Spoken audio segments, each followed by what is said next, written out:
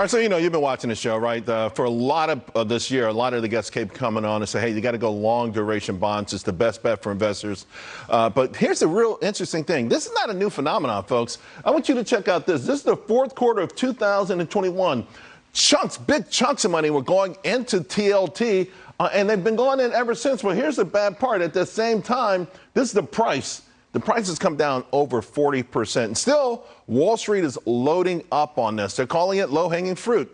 I'm not so sure. I want to bring in Bianco Research President Jim Bianco with more on this. I mean, Jim, when you see something like this, is it? I mean, I'll use the red mark, and that's a lot more than 40%. Yeah. Is this professional pride and ego, or does it just feel like, okay, it's so overdone that it's going to eventually come back? I think it's the former. It's professional pride and ego. I think the mistake we made, and here's my bad analogy for you, is that we had a sugar high in the bond market from 2010 to 2020 because the Fed was buying bonds. They created market diabetes. And now that they're taking the sugar away, we've got hypoglycemia. Sorry for the...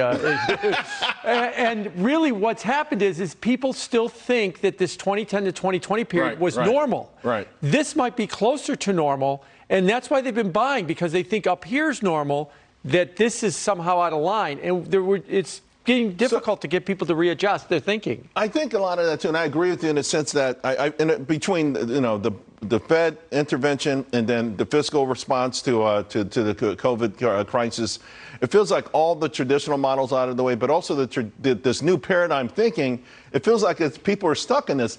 A great chart. I love your charts, by the way. Everyone on Twitter needs to follow you. The MOVE Index, sort of the bond VIX Index. Right. And you point out, what's the main message here? So, yeah, you're right. This is the volatility measure for the bond market. It's like the VIX for the stock market.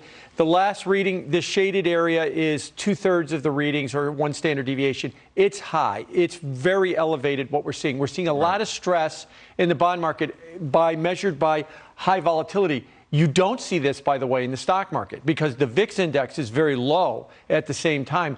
So the bond market is undergoing a lot of stress right now, and people need to understand that that's the environment that they're trading in when they trade like TLT. And this was that period of calm that you talked about where it just sort of drifted, and so let's talk here a little bit then about the dollar too, because I've been watching the dollar and it's taken off. I mean, you can see this is one of the longest.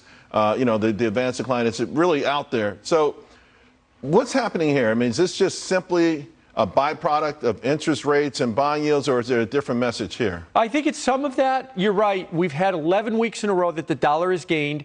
In the 50 years that we've had a freely traded dollar, there's only been one other period, and we might actually be 12 weeks by the end of this week because we're still up on the week on the dollar. Right. It is a combination of a couple of things. You're right. The big one is higher interest rates in the U.S. If you're in Japan and you're getting 75 basis points, or if you're in Europe and you're getting 3%, you're looking at the safety of the U.S. dollar. You're looking at higher interest rates, and money seems to just continue to flow into it. And so it will continue to, I think, stay strong and push against that narrative about de-dollarization. Yeah. We haven't heard that a lot recently, but it will never go away. Well, it can't with $33 trillion in debt. That's a different conversation. I can't let you go without talking stock market. Another one of your fantastic charts. What I love about it, this is the October low. So this is the move since the October low, and these are your drawdowns, right? These are the pullbacks. So these 7% drawdowns are pretty intriguing because they seem to go, like when we get down about 7%, it feels like the stock market's oversold there. This is obviously the biggest one so far in that 7% range.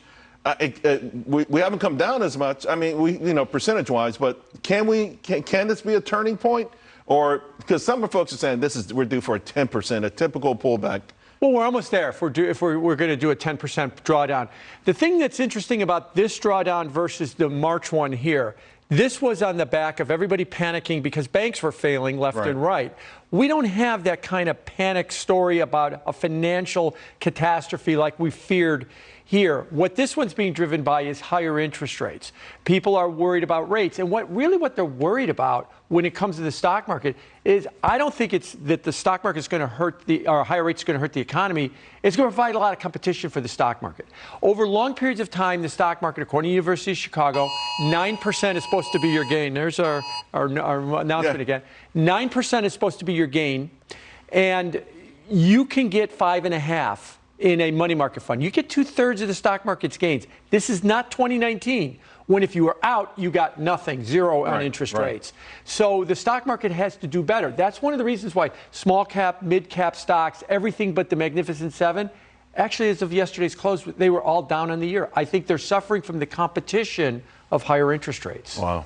Great stuff, Jim. Always great stuff. All right, folks, a reminder, I'm going to be hosting a special edition of Making Money.